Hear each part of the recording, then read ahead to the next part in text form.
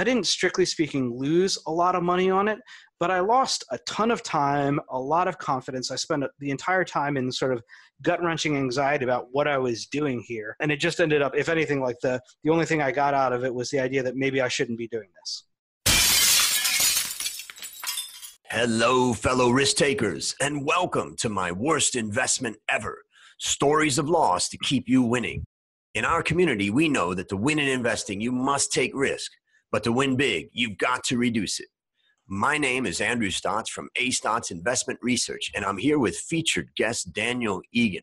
Daniel, are you ready to rock? Let's do it. All right.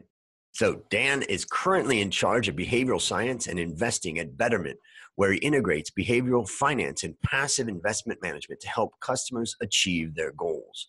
He researches into what drives and how to prevent harmful financial behavior. We've all seen that. This includes how to increase savings behavior, reduce speculation, and increase planning. Daniel holds a Master's of Science degree in Decision Science from London School of Economics and a Bachelor of Arts degree with distinction in Economics from Boston University.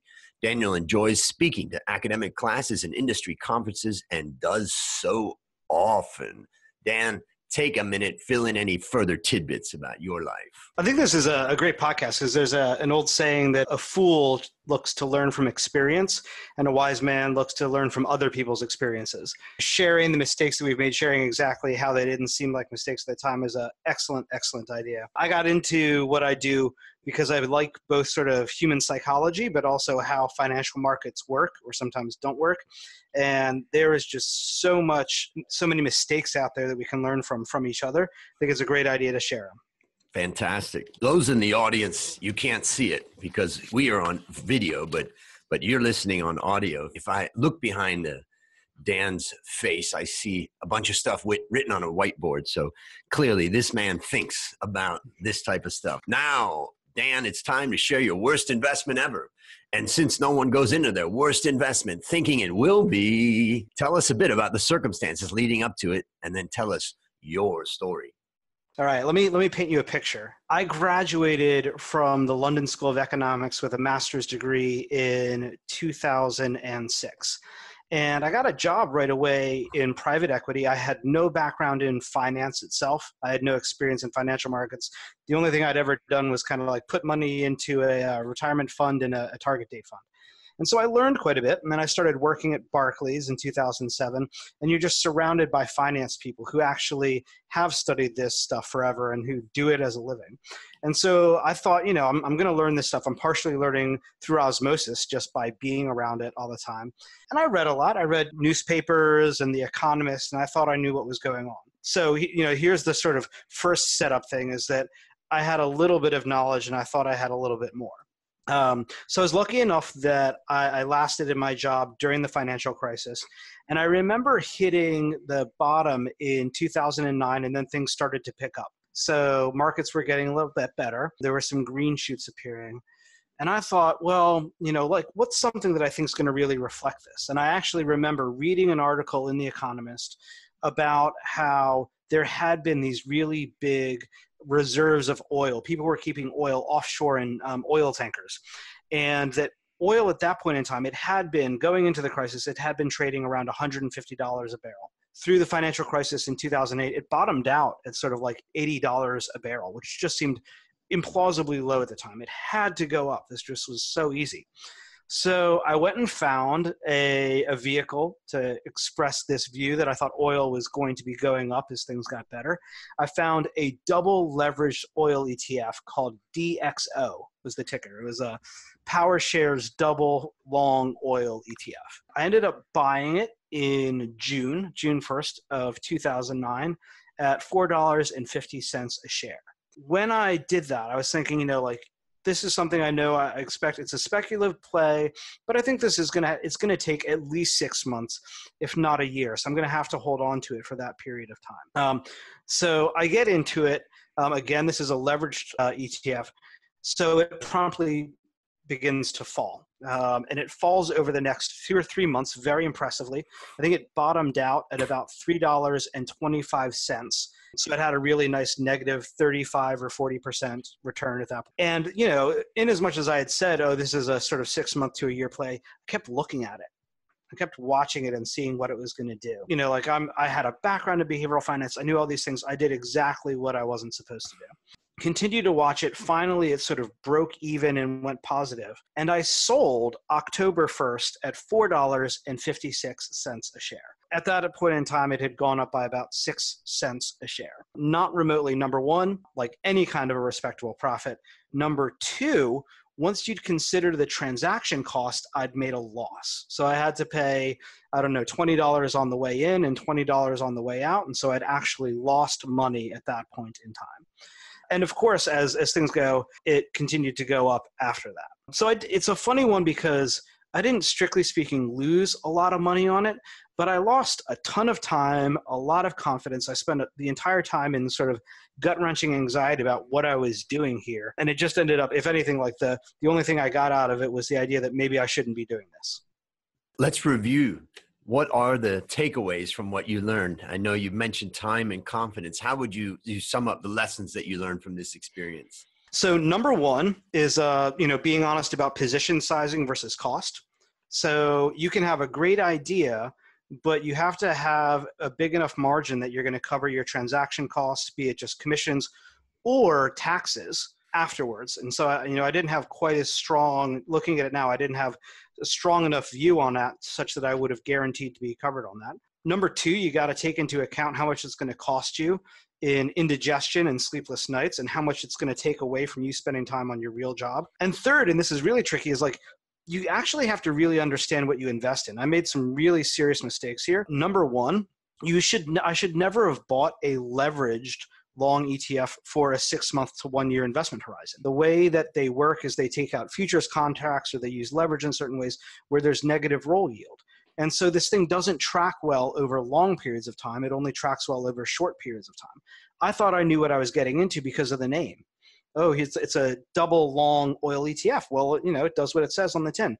In retrospect, it really didn't. And I didn't know what I was getting into. And I just want to double down on this. A couple of months after I sold it, Deutsche Bank had been the firm sponsoring it, and they closed it down because they decided that it was way too much risk on their books and they didn't want to be dealing with it either. So at the point in time when Deutsche Bank is going, actually, we don't want to be involved with this thing, I probably shouldn't have been involved with it as a normal people trying to trade in it. And the last thing, which is a little bit nuanced here, is I spent time playing this game that literally millions of professionals play of what's the price of oil going to do?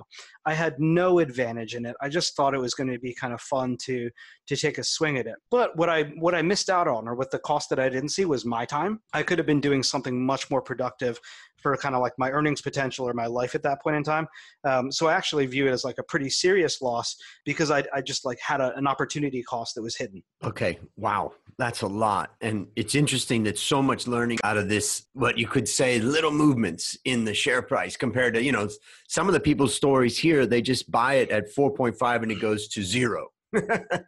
Yeah. And you've learned a lot from this. Now, my takeaways, let me summarize what I take away and then let me know if I missed anything.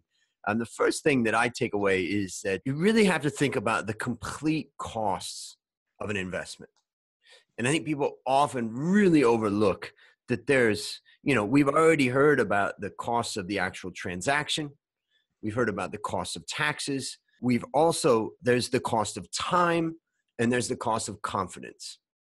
Those are all real costs that, some of those costs are costs that just go out the door the minute that you enter into the transaction. But some of them linger on, such as the cost and confidence.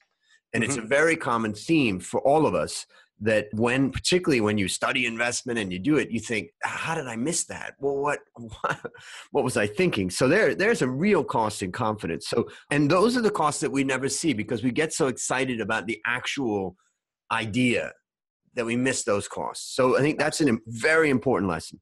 The second lesson is, ladies and gentlemen, what instrument are you investing in? There's a difference between having an idea and the instrument you use to execute that idea. You want to invest in a startup? Maybe you should invest through a startup fund. You want to invest in oil? Maybe you should invest in actual oil rather than a double leveraged oil ETF. And that is, very important that we understand the instruments that, and of course, in the financial world, the more complex the instrument, it seems like the more exciting, and people get excited about it, and salespeople like to sell it from private banks and the likes.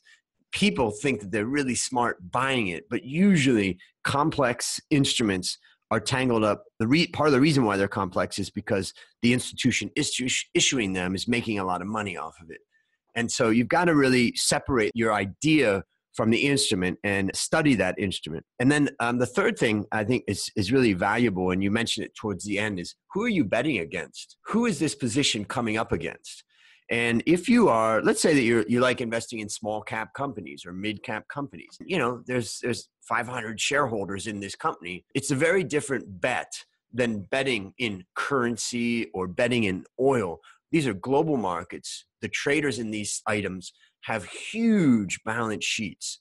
And, the result of that is that you can get involved in a trade where the people you're betting against you are so disadvantaged against them, when you're betting against them, that you're almost sure to lose. In fact, you could say their profits come from you. So they welcome you, of course, to come in and make that trade. But ultimately, you're betting against much bigger balance sheets and much deeper knowledge of those markets. Did I miss anything? No, you nailed it.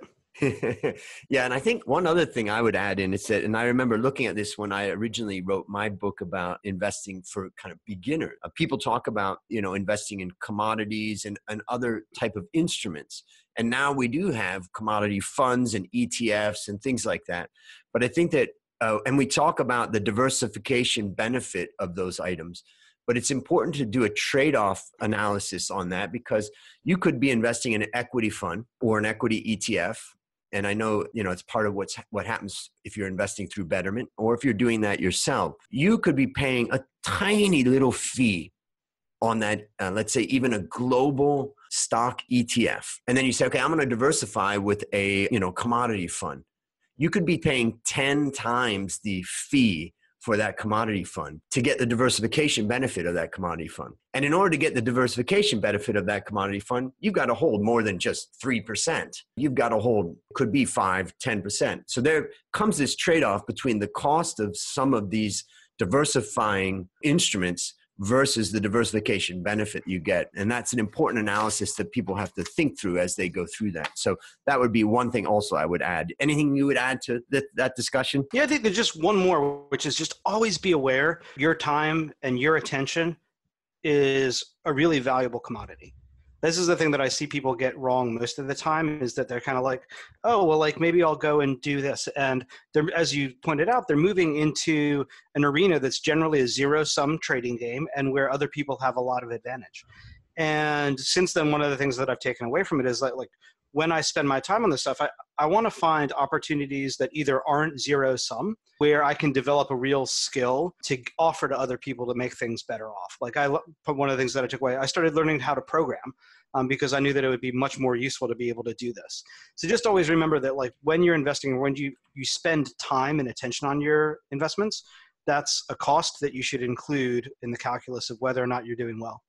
Yep. Fantastic. All right. So based on what you've learned from this story and what you continue to learn, what one action would you recommend our listeners take to avoid suffering the same fate? Keep it simple. Is so true. I love it. I mean, those 3 words mean a lot. And that's where people basically think that complex is smart and valuable, but actually simplicity is key. All right, listeners, there you have it. Another story of loss to keep you winning. To find more stories like this, previous episodes, and resources to help you reduce your risk, visit myworstinvestmentever.com. As we wrap up, Dan, thanks for coming on the show. I know it's painful talking about our losers, but our listeners are learning to win as a result. Do you have any parting words for our audience? No matter what happens, keep saving. Yeah, that's a good one. Well, that's a wrap on another great story to help us create, grow, and most importantly, protect our wealth. Fellow risk takers, I'll see you on the upside.